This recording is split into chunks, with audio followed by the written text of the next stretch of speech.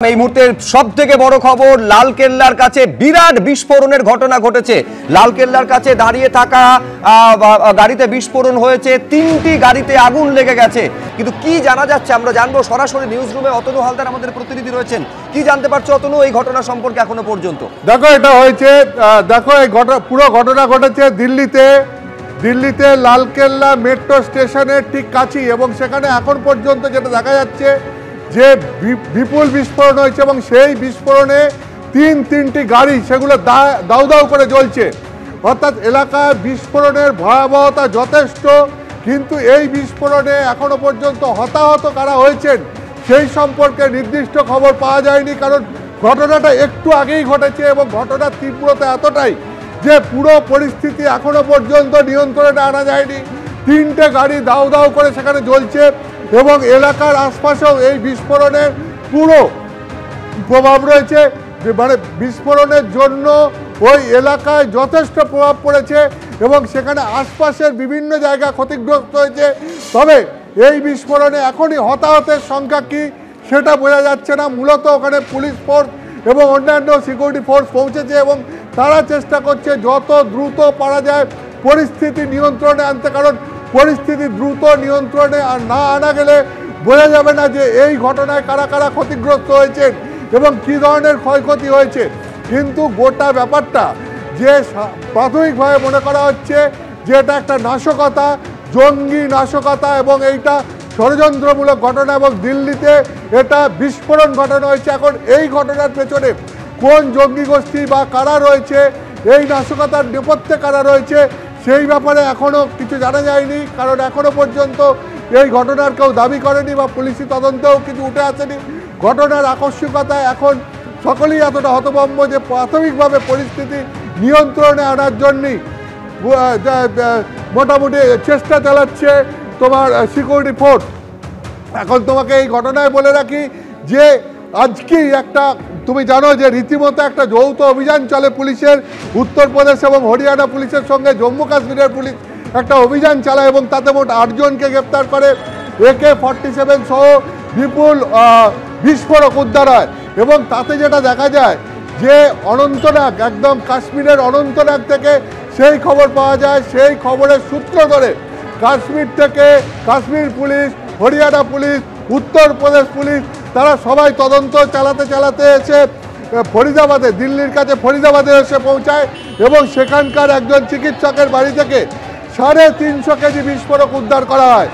অনন্তনাগে একজন চিকিৎসকের লকার থেকে একটা AK-47 উদ্ধার করা হয় এবং এই গ্রুপটার সঙ্গে যুক্ত থাকার অভিযোগে 8 জনকে গ্রেপ্তার করা হয়।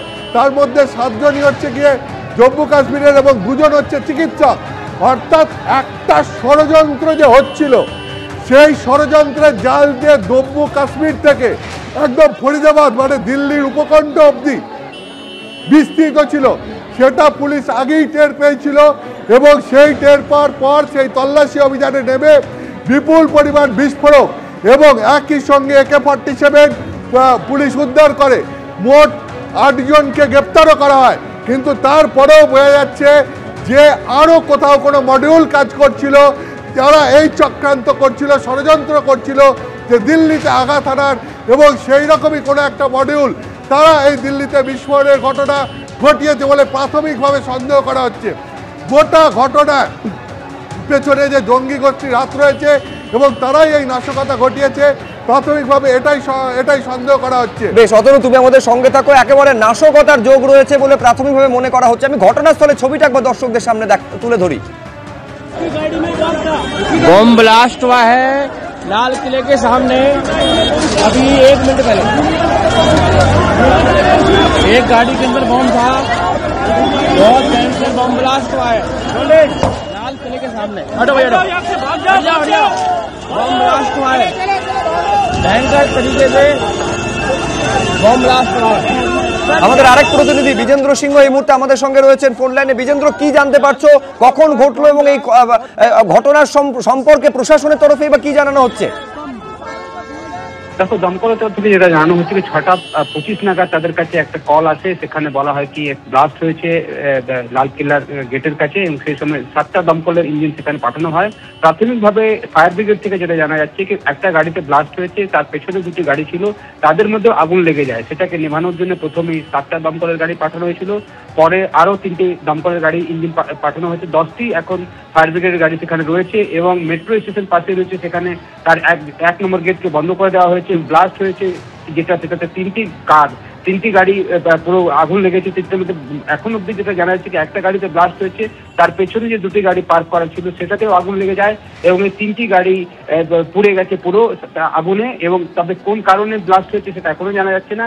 একটা গাড়িতে ব্লাস্ট হয়েছে সেটা অফিসিয়ালি জানানো হয়েছিল যখন প্রথমে ফায়ার ব্রিগেডের কাছে কল আসে, এবং তারা জানাচ্ছেন কি যখন তারা ঘটনাস্থলে যান 7টি ইঞ্জিন প্রথমে পাঠানো হয়েছিল, এবং তারপর আরো 3টি ইঞ্জিন পাঠানো হয়, এবং 2-3 জন মাইনর ইঞ্জুরি হয়েছে সেটাও জানা যাচ্ছে পুলিশের সূত্র থেকে।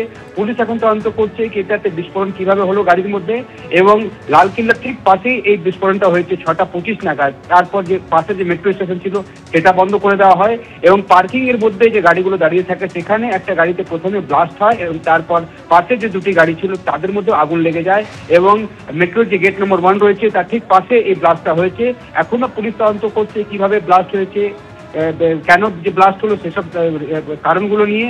বিস্ফোরক ছিল কি, কেন ব্লাস্ট, কি অন্য কোনো কারণ ছিল ব্লাস্টের, সেটা তদন্ত করা হচ্ছে। তবে ফায়ার ব্রিগেডের তরফ থেকে জানানো হচ্ছে কি তাদের কাছে প্রথমে ফোন আসে একটা ব্লাস্ট হয়েছে লালকেল্লার পাশে মেট্রোর যে স্টেশনের 1 নম্বর গেট হচ্ছে সেই জায়গায় পার্কিং এ, যেখানে গাড়িগুলো পার্ক করা ছিল। এবং সেই সময় যখন দমকলের গাড়িগুলো যায় তারা প্রথমে দেখে একটা গাড়িতে ব্লাস্ট হয়েছে, এবং তার পাশে যে দুটো গাড়ি পার্ক ছিল সেটাও আগুনে জ্বলছে।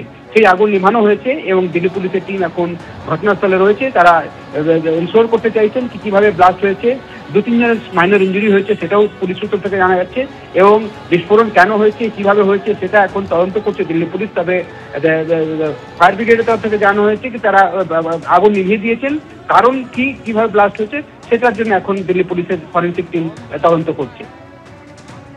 একদম বিজেন্দ্র, তুমি আমাদের সঙ্গে থাকো। অর্থাৎ কি থেকে বিস্ফোরণ, কেন বিস্ফোরণ, তার জন্য তদন্ত চলছে। তবে যেটা জানা যাচ্ছে যে মেট্রো স্টেশন, লালকেল্লা মেট্রো স্টেশনের 1 নম্বর গেটের কাছে যে পার্কিং এরিয়া, সেখানে দাঁড়িয়ে থাকা একটি গাড়িতে বিস্ফোরণ হয়, এবং তার পেছনে থাকা দুটি গাড়িতে আগুন লেগে যায়। এখনো পর্যন্ত যা খবর 3 থেকে 4টি গাড়িতে আগুন লেগে গেছে, এবং এই ঘটনায় 2 থেকে 3 জন সামান্য আহত হয়েছেন।